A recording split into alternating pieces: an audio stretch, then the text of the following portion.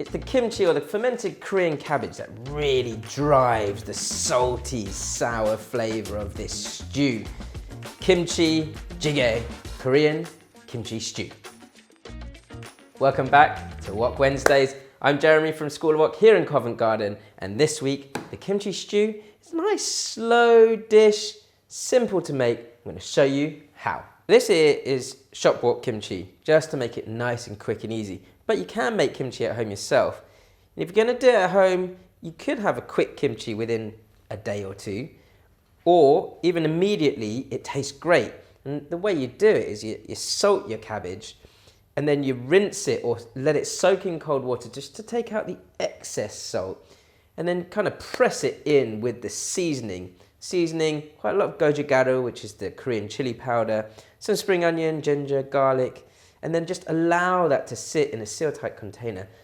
So usually pressed down with a stone or something like that. So we'll get back to the kimchi later on, and we'll use some of the juices for color and flavor as well. I'm just going to set up a few of the base veg. Where I say I would cook this slightly differently to some other recipes you might see is that the pork belly I'm going to cook for slightly longer because I want it to go nice and succulent. But we'll start on your onion and your garlic. Onion, just nice rough slices will do. Garlic, roughly chopped.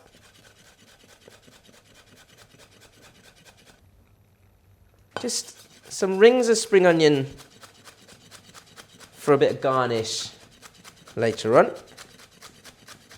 And then the rest of the spring onion, just sort of rough chunks will do.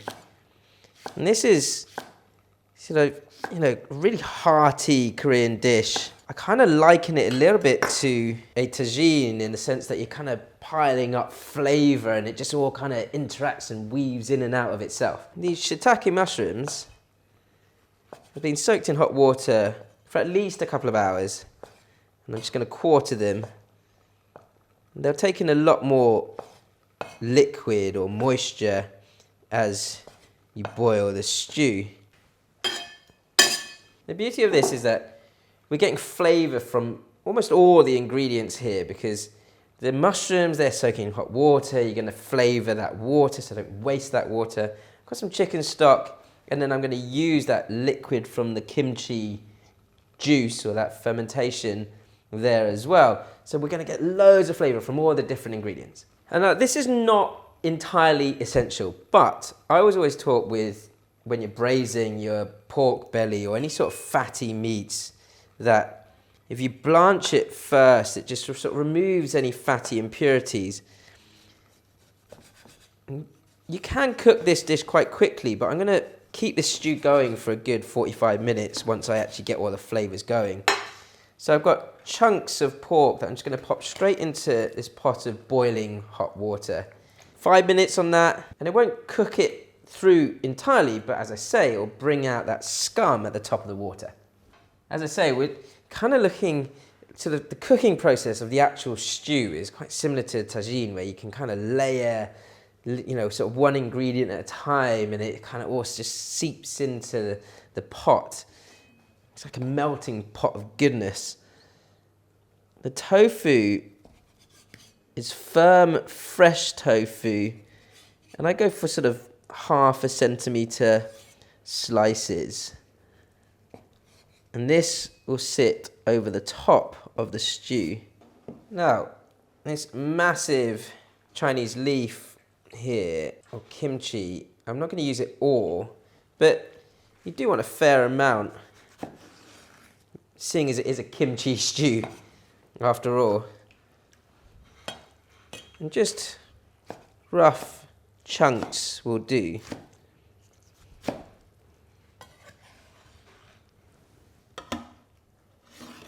This belly pork has had about 5 minutes of blanching, and not only does it take out sort of any excess fat or solid impurities, what it also does is it tightens the whole bit of meat up, therefore makes it keep its sort of shape a little better. And as I say, classically you might see this cooked and the whole stew be done in sort of 10-15 minutes, I'm going a little slower here because I want to soften this pork nicely, and I'm just going to cut rough chunks of pork out of each piece. You can see it's not fully cooked yet, but we're going to cook it into the stew, so don't worry about that.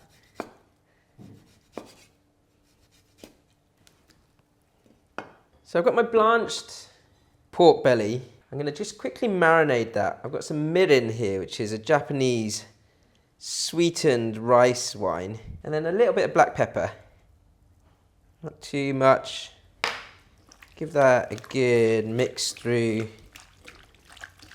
And you'll have some of that marinade sitting on the base of the bowl. We're not going to pour all that in straight away because I want to sort of give it a slight sear, this pork. So that just adds a little sweetness and a bit of caramelization around the edge of each one of those bits of pork. Last thing I'm going to do is mix up a quick sauce. And it's actually more of a paste, I'd say. I've got a little bit of gochujang here, the Korean chili paste. Adds a bit of sweetness to it with a bit of spice. Some light soy. That little mix. That just thins out your gochujang. And then to make sure we don't waste that mirin and that marinade, I'm going to pour any excess marinade into that. And because I've blanched this, it shouldn't have any of that sort of fatty impurity in there, which is great. Just helps it out.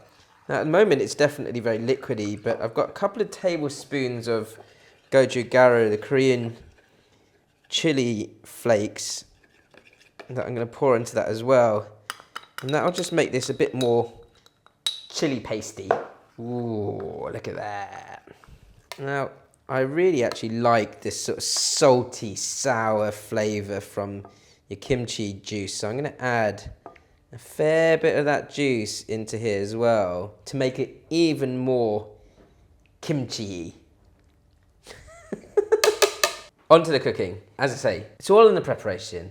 The rest is pretty easy because it's a stew and you're just sort of piling things in and letting it pretty much boil.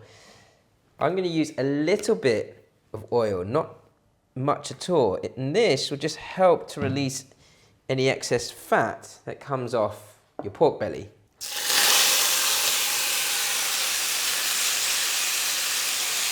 As I say, similarly to making a tagine, you kind of layer your flavour up. So I just going to take your garlic and your onions, and the moisture or that steam that's coming off the pork frying will start to soften your garlic and onions and anything else that goes in on top. Got my chunky spring onion here as well. The rest is for garnish later on. There's a bit there that I chopped really badly, so I may as well throw it in. And I'm wanting that fat from the pork belly to just sort of release into the wok. And this is a thick base cast iron wok here. You could use a normal saucepan or anything thick is good because you want it to retain its heat and slowly cook. My mushrooms, again, just straight over the top, everything just layered one at a time. I'm leaving the liquid till a little bit later because I want that pork to caramelize slightly. I don't want it to be crispy. I just want it to give it a nice caramelize around the edges.